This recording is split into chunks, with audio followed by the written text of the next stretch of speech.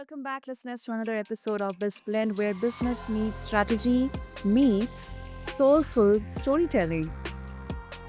I'm your host Sana, and today we are diving deep into a topic that every business leader, entrepreneur, and sales professional needs to master: the power of asking high-impact questions, and how that one skill can be the difference between a maybe and a confident, game-changing yes.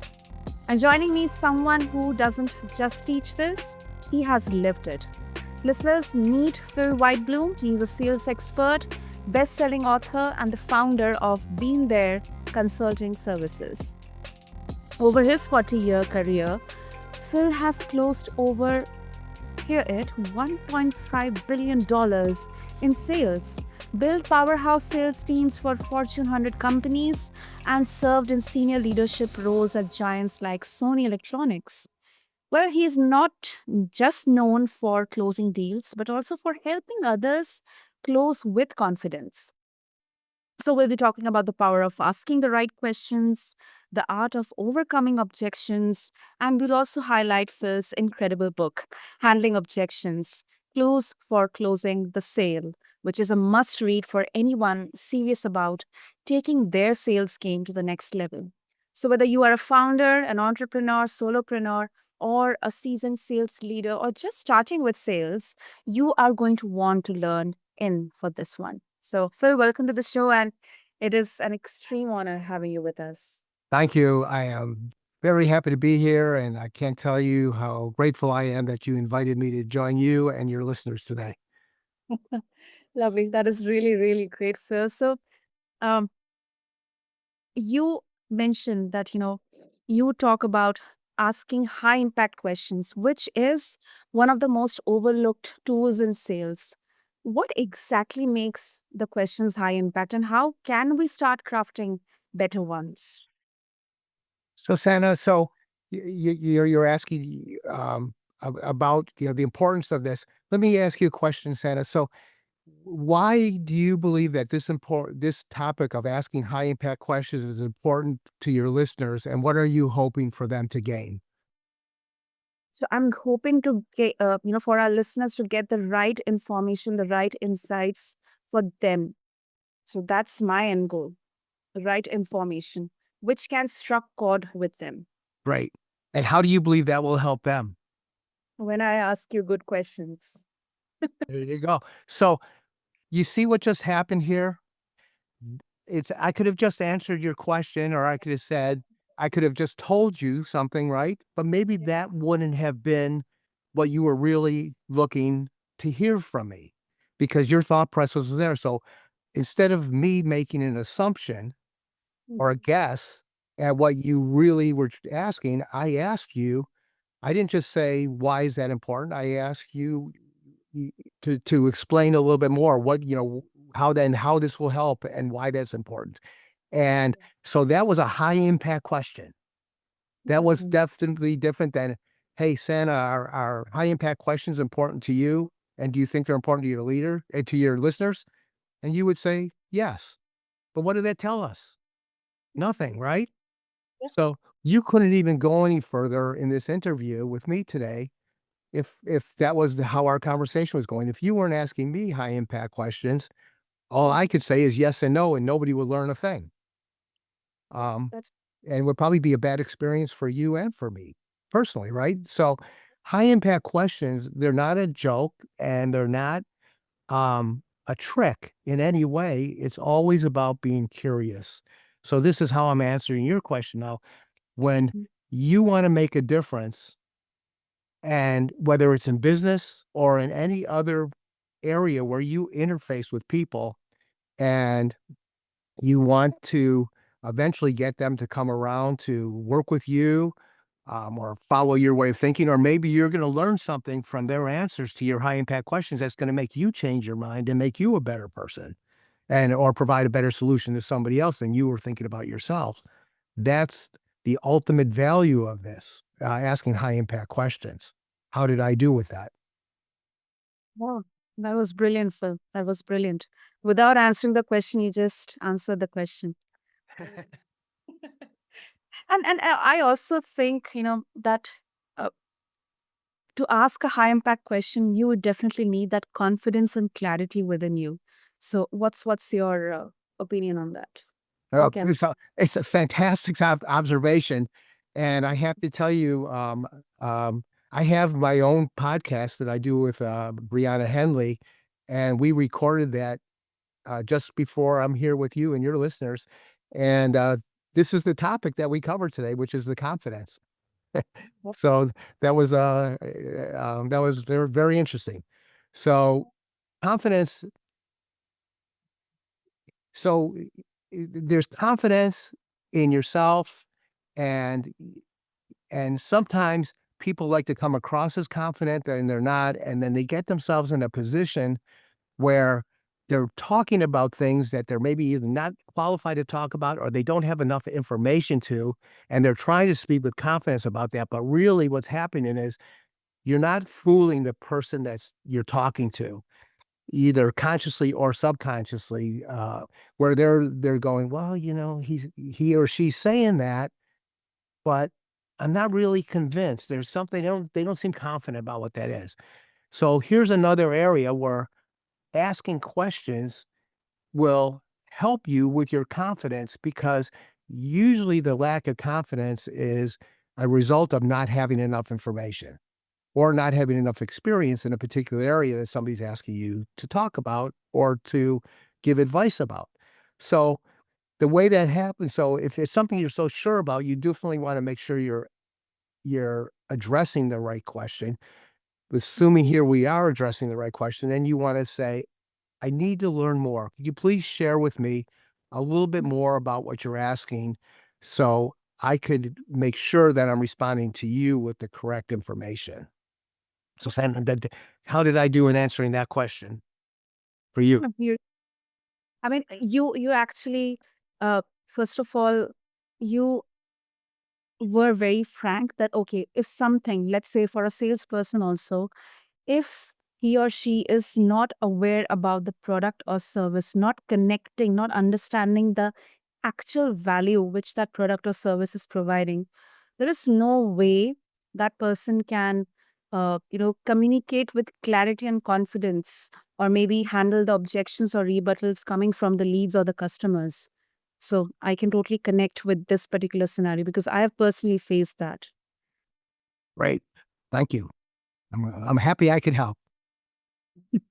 Okay. And when I mention about objections and rebuttals, now I'll bring your book as well, which is Handling Objections. It breaks down this psychology of resistance in a beautiful way. Um, okay, so sometimes, if I take some excerpts from my journey in sales, sometimes I've really struggled to handle objections coming from customers. Maybe they're asking that, okay, I have this product, why exactly? What exactly? What kind of value your product is giving to me? I mean, it looks just normal to me. What difference it will make in my work or in my business? So I've really struggled with that. So what's one objection, according to you, Phil, that is consistently misunderstood, and how can we reframe it? So, what's misunderstood? So, what's really misunderstood is if there's a misunderstanding, the misunderstanding is the responsibility for that is on the person doing the selling, not on the buyer. Okay. And because the it's all about the buyer. You have to understand what's going on. So let's just take that value statement that you just made, Sana, and because that could become an objection. I don't see the value. Mhm. So how many times have you seen an advertisement or talk with somebody and they are telling you the value of their product? Well, if you want to talk about arrogance Mhm. and you say, boy, you guys are really arrogant. You are telling me how this is going to be valuable to me. How do you know what's valuable to me? How do you know? Have you asked me a question? So you want me to be blunt? I'm going to be blunt and direct here. Is that that's just when you're talking at somebody, Mhm. they really don't appreciate it And you have to earn the right to be able to talk at somebody or to somebody where they already respect you at a very great level, because then they're going to be listening intently because you've earned that respect. Respect isn't something you could buy, and it doesn't happen immediately. It happens from having positive experiences. And so let's go take this as an objection. And, the value, I don't see the value. That's the objection Mhm. from there. So, how would you handle that? The first thing you do is you have to acknowledge it. I say, I understand that I either haven't demonstrated to you how our product here or service is going to be valuable to you, and that's on me. Could you share a little bit more with me, please, on relative to what we're talking about here? What would make it valuable to you? So what I've done here is I've acknowledged the objection without saying it just directly back to them word for word, because that just aggravates people. And I've put it into some kind of context, and then I've taken responsibility for it. So I'm not fighting with them. It's not coming across as defensive. And I'm acknowledging, please share with me how this would be valuable to you. What would make it valuable to you? So the rest of the name of my book here is the title is Handling Objections. The subtitle is Clues for Closing the Sale.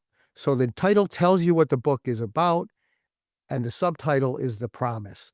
So the reason I bring this up at this point is because when they object to something, it's usually important enough that they will probably end up making a decision, maybe solely on that objection point, because they raised as an objection. And if it was a real objection, it's important to them, or it's going to be a major factor in what you're going to be closing on. So will you be closing on the product or the price? No, you're going to be closing on that answer to them on what's valuable to them. So that's the first part, is you acknowledge it, and then you ask them a question. Share with me, please, what would make this valuable to you? And then then they're gonna explain that to you because you're curious, and now you're no and by the way, am I talking about myself at all at any of this? I haven't said a word about myself or my product or anything else. It's all about them, and they're sharing with me this.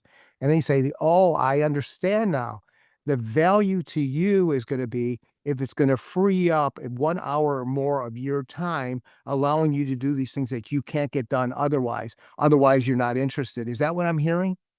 Yes, it is. Wow. And what are you willing to do with that other time? So I'm still with them.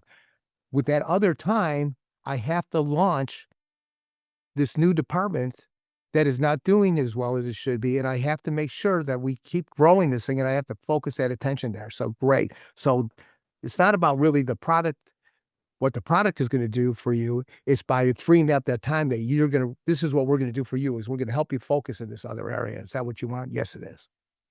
So if we were to move forward with this and you see the value in that area, how do you feel about that? And they're going to say, that's great. So what I've just done is I've presented that I understand it. And then they've acknowledged, yes, if you show me the value for that, we can continue to move forward. So I didn't ask them for the order. I used a trial close to see if that'll happen. Then I will show them, based on what they said and how our product works, that how it will free up that hour, because now it's not about how the product works, it's about how it will free up that hour. And then when they get that done, I'll ask them another trial close. And when they acknowledge that, we'll move on and maybe even get an order right there without even having to ask for it. Because you could do another trial close. If you were to do this, would you want to start tomorrow, or would you want to get it, next week? What would work best for you? And if they answer that question, you may be able to close right there. If they say, no, not yet, you say, well, there's obviously something else. May I ask what that is? All this from that one simple objection, Santa, about, I don't see the value. That is brilliant. That is brilliant. It's like turning adversity into an opportunity. Right. And Yeah. an interesting aspect of your book is you cover, uh, as a reader, I learn the difference between a question and an objection. What's that about, Phil? I, personally, I would love to learn that. I'm very sure our listeners would as well. Yeah. So people have to be careful. And this is true in everyday life, right? Somebody may ask a question just because they curious about the answer to the question, and people sometimes respond to that in such a way that they thought it was an objection. They felt challenged by the question. And so you have to be careful not to turn a question into a problem that was not a problem before. It was just simply saying it was just simply a question. And let's see if I could come up with an example for you. You're in a selling situation and somebody could say something about, oh, I see that you have it here in blue, but does it come in yellow? Mhm. And you're going to say, you can get over it. No, well, it comes in blue. Let me tell you why it comes in blue. It comes in blue because this is the most common thing that people respond to, and studies have shown that blue is the best color for this type of product. Da da da da da da. And really, all that person was asking is, "Can I get it in yellow?" They don't really care whether it's blue or yellow. But now you've just opened up this whole thing, and you've made them think about, "Well, is there Yeah. a problem here or something else like that?"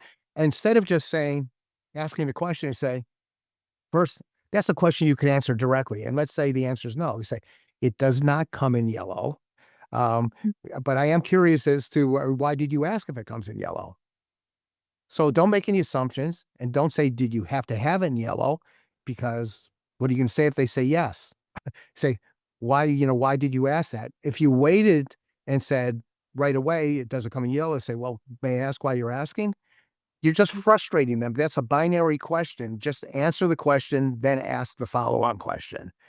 It's like, "I just wanna know." So when you've done it the other way and you've done it the correct way, they say, "Oh, thank you for that information. I was just asking if it came in yellow. Yellow's my favorite color, but it really doesn't matter for what we're talking about here." You say, "Great." And then you move on, right? But if you do it the wrong way, you've just made a whole big scene and a whole big thing out of something that was not a problem or an issue at all. So understanding the difference, whether something's a question or an objection, is important. If we were to take it one step further and switch it around, and you took their objection as just simply a question and said, "Hey," they ask a question, "By the way, does it come in yellow?" And you say no, and then you move on. And it was an objection because yellow was really important because the whole color scheme of where this was going to be installed, blue doesn't fit. It has to be yellow. It's a part of an interior decorator type of place, and you just answered no and moved on and didn't recognize that there was an objection there, and then you can't figure out why you didn't get the order when the time comes. Or you've gone through your whole presentation, then you ask for the order and they say no, and you say, "Why not?" "Well, you don't have it in yellow." Well, if you would have found that out an hour Mhm. ago, and you would say, "Well, I can't do anything about that. If it has to be yellow, it's not a good fit," because not every person you're talking to is truly a prospect for what you have, especially if it doesn't fit what you need. And if yellow was mandatory and you don't have it, thank them for their time. If you know where they could go get something like that in yellow, direct them to it, and they'll always be grateful for you for that, and remember that, and move on. So that's the other side. If they're asking a question and it's really an objection and you didn't recognize it as an objection, then it's a miss. So that was a long answer to a short question, Santa. How do you differentiate between a question and an objection, and why is it important? That's my answer. Wow. Wow. Wow. So many things to learn. But Phil, also, um, in the sales culture, and you emphasize on this, direct tactical strategies to get faster results. But I'm just putting a contradictory perspective here. Some modern sales philosophies would lean more into a long-term nurturing and relationship building, as kind of a slow burn, a gradual closing process. And we usually kind of assume this in high-ticket sales process. So how do we balance urgency with trust building? Oh, fantastic question. It's fantastic because you're right. It comes up a lot in discussions, but in practical use, it defines itself in such a way that sense of urgency, we could do an entire podcast interview, Santa, on just sense of urgency. And sense of urgency and understanding the sense of urgency is the differentiator to is really the answer to your question. So the size and the complexity of a particular sale or a particular opportunity is not does not define what's going to make a long-term relationship. It really is responding to knowing the sense of urgency related to this. And sense of urgency and response may mean, yes, it may take a year to get this taken care of, but jumping on this right now and having a solution in the next 24 hours may be the most credible thing that you could accomplish, because there's a terrible situation in place. The technology or the medicine or whatever it is may not exist today, but having a plan in place to tell to the people is critical, and the sense of urgency is there. So you could develop that long-term relationship, or or the same kind of quality that we're talking about in a relationship almost immediately, by being responsive and understanding what the issue is and what it means to the person you're talking to. So when I brand myself as tactical, I do that intentionally, because the people that I work with, they have situations now. They need to improve their sales now. If you want to get into a longer term thing, take a training class. I encourage everybody to take training, and training will teach you how to go from one end to the other. But it's ignorant of what is going on immediately. And in an immediately thing, we have to make our number this quarter, or we're going to have to start laying off people. That's a problem. So I help people to get immediate results, but that's not being naive to the long-term strategic value. But by helping them now, then we can help them build for the future in a more strategic way. And by helping them tactically now, which just the other day, I had a client that was speaking with me, and he had just lost the sale. And he let the guy get out of the room without making the sale and say, "Well, we could talk again later on." And we all know that none of that was going to happen. And I had learned what was going on from asking a bunch of high impact questions of my client. And I told him to do this. And I said, "You need to call him. We're going to hang up the phone. You need to call him back immediately. Tell him this, and this." And within 1 hour, I'm not kidding you, within 1 hour, my client texted me back and he said, "Phil, it went great." He said he actually engaged me with something for next month, and for the following month, he's got some events he wants me to run for him. So that was from losing a sale to getting 2 sales within 1 hour of me talking to him, and that was all tactical. And you think this person would have gone with him if he didn't believe in him, and he didn't have confidence in him, and didn't already have a relationship that was positive enough for him to trust him after he already told him no once, and now he's got the order 1 hour later. That's the power of being tactical with a longer term view and strategic, but don't ever let anybody say the only way you could develop a strong relationship is by being methodical over a long period of time. That really justifies this. Well, I'm really curious to know what was that which turned around the entire situation within 1 hour. So it Oh, goes. Yeah, great. I'm glad you asked. And I say that because it goes back to what you were talking about earlier on, which is value. okay. What the person did not do is, the person was not talking about the value to this individual, and the reason was that this person needed to get in front of all these other people. And my client is somebody who works in the event world. His business is he does events for other people. Well, if the person's not working with him, how's that client, his prospect, going to get in front of all these people? The reason he wants to get in front of all these people is because he wants to grow his sales. And the only way he's going to grow his sales is to get more people. And the only way he's going to get more people is to get in front of more people. And by him not moving forward with him, so what my client was missing talking. He was closing on managing the event and not closing on the value of doing the events. So when he called him back, the guidance was, remind him of why they're having this conversation. He said, "How long do you want to wait to start making more money for yourself? How long do you want to wait before you want to get more clients? You want to wait 6 months? We'll wait 6 months. That means next year sometime you may get some new clients. Or we could do this next week and you could start getting new clients right away. Which is better for you?" And that's what he did. And the guy realized that, and he hired him. That was definitely a high impact question. Yep. And it worked Oh, great. And it was sincere, no tricks, no, no magic, no nothing. It was just be real. The one thing is that people appreciate when you're confident, going back to your confidence, um, conversation and questions, is when you're confident in what you're doing because you are the expert and you're looked at as the expert. And nothing frustrates a potential customer more or an existing customer when they're trying to get help from you and you come back to them and say, well, what do you want? Well, if they knew what they wanted, they would have already done it, right? They're counting on you for that. So that's just frustrating. yeah. Wow. And when you mention about um, coming in front of more people, if I take this from a perspective of a founder, um, many of the founders would say that, and it's a common belief that I'm not a salesperson, but I've always believed or felt that great selling is more about service than being like salesy or persuasive.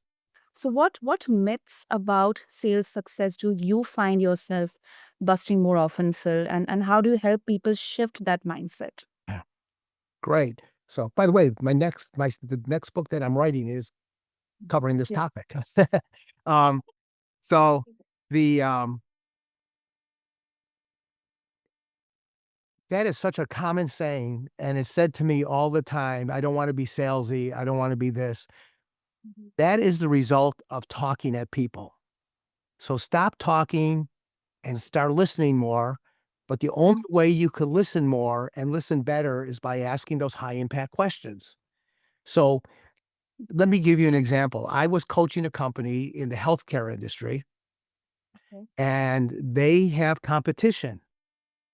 And so they have to, for families who need healthcare for their aging parents or relatives. This was the business of this healthcare industry. And I'm working with the sales team that was hired by the CEO. And we were going through a role play where I was actually put myself in their position. And when we were done after about 30 some minutes of this role play, one of the salespeople said, Phil, I don't think I could be that salesy. And I asked them, what, tell me please, what part of what we happened here did you find salesy? What did I say to you that made it sound salesy? And that was a real question for me to them. And the room was quiet. And she said, well, I don't know. I said, what part bothered you? She goes, well, I don't really know. I said, what did I tell you? She goes, you didn't really tell me anything. No, because for 30 minutes I asked questions, and the questions were all drilling down and getting more to what the needs were for them as a potential client and understanding that. And by having all those questions, I just kept leading them down the path to, oh, so this is why this is important for your dad. This is what, this is the kind of service he needs, and this is what he likes, and this is what's going to be important for you to, when you make a decision. Did I hear that correctly? And when we got right down to this and it came down to this and we talked about it, I said, here's what you wanted to do. Here's how it'll be accomplished. And I asked you what you think about this. I didn't tell you anything except show you what you wanted to do. There was no talk about how long we've been in business because it wasn't important to you. There was no talk about all this other stuff and how great our people are because you didn't really ask that question. We were focused on your dad. And then they realized that, yes, I didn't say anything to them. I just asked them high impact questions all the way along. They already brought in. So the way that I further demonstrated to them that this is the way to do it and it works. And by the way, I didn't have to ask for the order when I got that contract with that particular company because they asked me what we have to do to get started. So I went to the CEO of the company right during this meeting and I said, please tell everybody about my background. And he couldn't do it. And I said, well, then why did you hire me? And then he went and said, well, you asked these questions and you showed us then how you were going to help us with these things and everything else. I said, well, was anything else important to you? Obviously not, because you're paying me thousands of dollars to be here right now. And Mhm. So I was showing them, even getting them as my client, it wasn't about me talking about my stuff. In fact, Santa, you did more talking about my background, which was just a minute um, at the introduction. But have I talked to you about why I'm qualified to do this? Why I'm qualified to be on your podcast? Have Just because I have a book, that's not good enough. Lots of people have books, right? Or whatever else. No, because I'm focused on you and I'm focused on your listeners and the people who follow you, because you have to deliver a quality product to them and have takeaways that will help them. And I hopefully am giving them and giving all of you takeaways that will help you. And when you do this and you do this way, it's no longer about being salesy. Has anything that please, if it has, tell me, please, what have I said to you today in promotion of anything that would make it salesy? And now let me ask you, Santa, if you were looking or to recommend a sales coach to your listeners or anybody you know, would you consider recommending me? That's an obvious answer. I Right. would And so then I would ask, well, why is that? And you'll tell me a lot of nice things that you truly believe, and I will thank you very much for that. But I didn't tell you anything, right? I just asked you questions the whole time. because personally as a host, but since I'm as a person, I also take interest in this.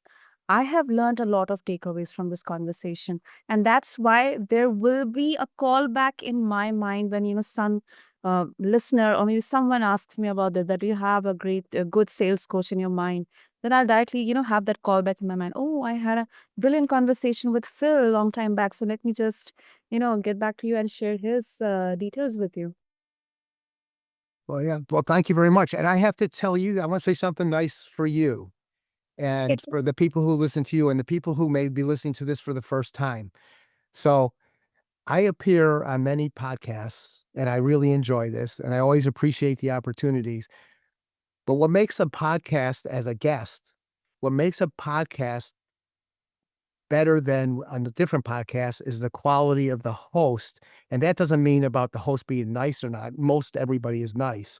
What it means is, how are the questions that they ask the guest, in this case, me? If they don't ask me good questions, it's difficult to give good answers and to engage in that way. So what makes a podcast really work and makes it go on and on and on is the quality of the questions that come from the host. And I really appreciate your questions because you see how it opened me up Yeah. and got me going in this area. Thank you. Thank you so much for your kind words. My pleasure. Definitely. Lovely, lovely. So before we wrap up, Phil, if our listeners would like to get in touch with you and get a hold of your book, how they can do that? Okay. So thank you for that opportunity. Also, if you want to get a hold of me, there's the best way to remember is just go to my website, been there, BENTHERECS. That's in consulting services. So beentherecs.com.